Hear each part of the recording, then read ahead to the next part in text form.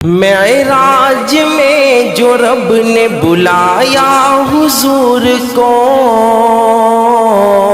جبریل آئے اور جگایا حضور کو، حق کی رضا کا جام پلایا حضور کو، چلنے لگے تو رب نے بتایا حضور کو، امت سے جا کے کہنا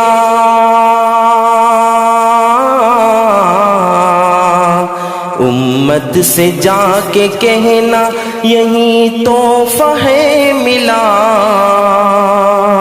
حی علی الصلاۃ،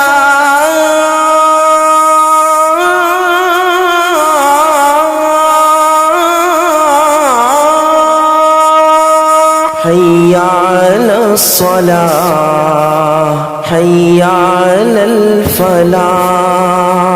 نحمده ونصلي على رسوله الكريم، أما بعد، أعوذ بالله من الشيطان الرجيم، بسم الله الرحمن الرحيم، سبحان الذي أسرى بعبده ليلا من المسجد الحرام إلى المسجد الأقصى الذي باركنا حوله لنريه من آياتنا إنه هو السميع البصير، صدق الله العظيم۔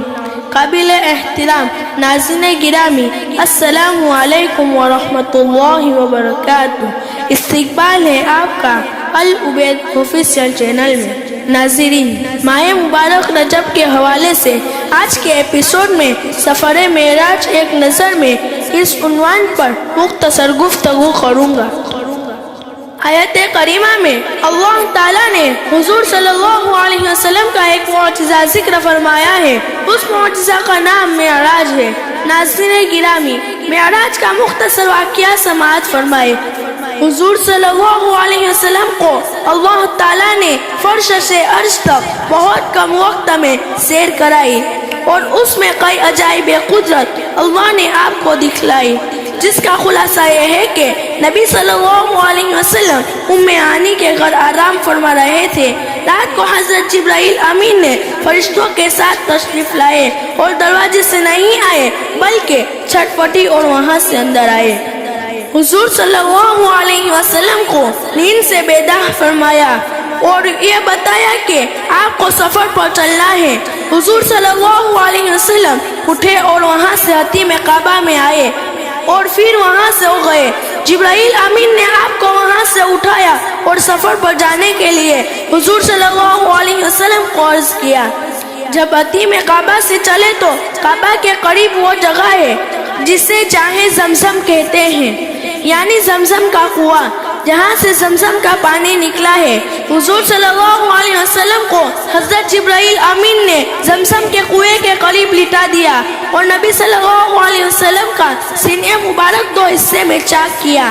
قلب اطہر کو سونے کے تشت میں جو حضرت جبرائیل جنت سے لائے تھے اس میں زمزم کے پانی سے دھویا اور وہ سونے کا تشت ایمان و حکمت سے بھرا ہوا تھا، جو نبی صلی اللہ علیہ وسلم کے قلب اطہر میں ڈال دیا اور پھر قلب اطہر کو اصل جگہ پہ رکھ کے دوبارہ سینہ مبارک کو ملا دیا۔ حضور صلی اللہ علیہ وسلم اس کے بعد براق ایک سواری جو جنت سے حضرت جبرائیل امین لائے تھے اس براق سواری پہ سوار کیا۔ ایک روایت کے مطابق حضور صلی اللہ علیہ وسلم آگے تشریف فرما ہوئے اور جبرائیل امین آپ کے ردیف بنے، یعنی آپ کے پیچھے سواری پر بیٹھے۔ اس براق سواری کا قد جو روایت میں آتا ہے اس کا خلاصہ یہ ہے کہ وہ خچر سے چھوٹی گدھے سے کچھ بڑی تھی، جس میں نبی صلی اللہ علیہ وسلم کے سفر کا آغاز ہوا۔ مکہ مکرمہ چلے تو سب سے پہلے آپ مدینہ منورہ سواری سے اترے۔ جبرائیل امین نے عرض کیا کہ آپ یہاں اتریے اور 2 رکعت نفل نماز پڑھ لیجئے، اور آپ کو بتایا گیا کہ یہ وہ جگہ ہے جہاں ہجرت کر کے آپ کو تشریف لانا ہے، اور آپ وہاں سے براق سواری پر سوار ہو کے چلے اور طور سینا یعنی وہ درخت جہاں پہ موسیٰ علیہ السلام اللہ تعالیٰ سے ہم کلام ہوتے تھے اس کے پاس آپ اترے، اور جبرائیل امین نے عرض کیا کہ 2 رکعت آپ نفل پڑھ لیجئے۔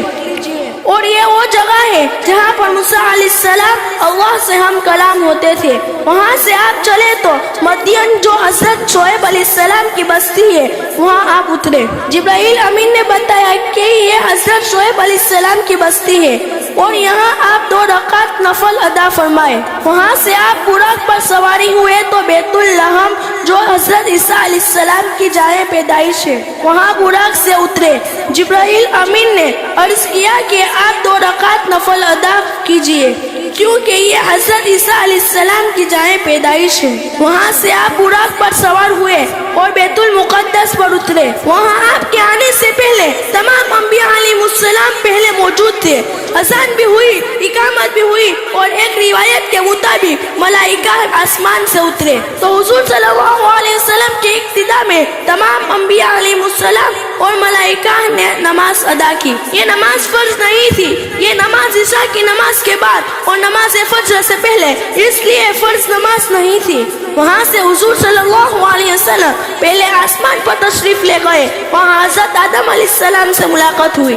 پھر دوسرے آسمان پر تشریف لے گئے. وہاں حضرت عیسیٰ علیہ السلام سے ملاقات ہوئی اور حضرت یحییٰ علیہ السلام سے ملاقات ہوئی.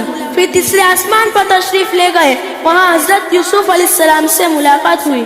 پھر چوتھے آسمان پر تشریف لے گئے. وہاں حضرت ادریس علیہ السلام سے ملاقات ہوئی. پھر 5ویں آسمان پر تشریف لے گئے. وہاں حضرت ہارون علیہ السلام سے ملاقات ہوئی. پھر 6ویں آسمان پر تشریف لے گئے. وہاں حضرت موسیٰ علیہ السلام سے ملاقات ہوئی. پھر 7ویں آسمان پر تشریف لے گئے. وہاں حضرت ابراہیم علیہ السلام سے ملاقات ہوئی. اس کے بعد حضور صلی اللہ علیہ وسلم سدرۃ المنتہا پر تشریف لے گئے. سدرہ عربی زبان میں بیری کو کہتے ہیں اور المنتہا یہ اخیر ہے. اس کا مطلب کیا ہے کہ نیچے سے فرشتے جو چیزیں یعنی اعمال لے کر جاتے ہیں وہ وہاں رکتے ہیں اور اوپر سے جو فرشتے آتے ہیں احکام لے کر وہ وہاں رکتے ہیں. نچلے فرشتوں کی منتہا اور اوپر سے نیچے آنے کی منتہا سدرۃ المنتہا. وہاں سے حضور صلی اللہ علیہ وسلم چلے اور صریف الاقلام پر جا کر رکے. اس کے بعد رسول صلی اللہ علیہ وسلم چلے اور آپ عرش معلیٰ پر جا کر رکے. وہاں اللہ تعالیٰ کا دیدار فرمایا اور اللہ تعالیٰ سے ہم کلام ہوئے. کچھ تحائف پیش کیے اور کچھ تحائف اللہ سے وصول کیے اور واپس حضور صلی اللہ علیہ وسلم مکہ تشریف لے آئے. یہ خلاصہ ہے نبی صلی اللہ علیہ وسلم کے سفر معراج کا. وآخر دعوانا ان الحمد للہ رب العالمین.